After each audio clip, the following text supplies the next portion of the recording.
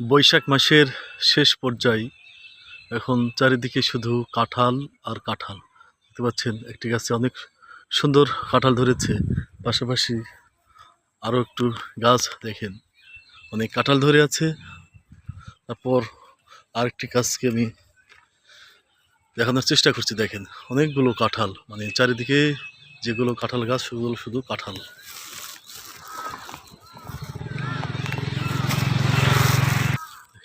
পাশাপাশি রাস্তার ধারে যেগুলো গাছ এগুলোতে অনেকগুলো কাঁঠাল।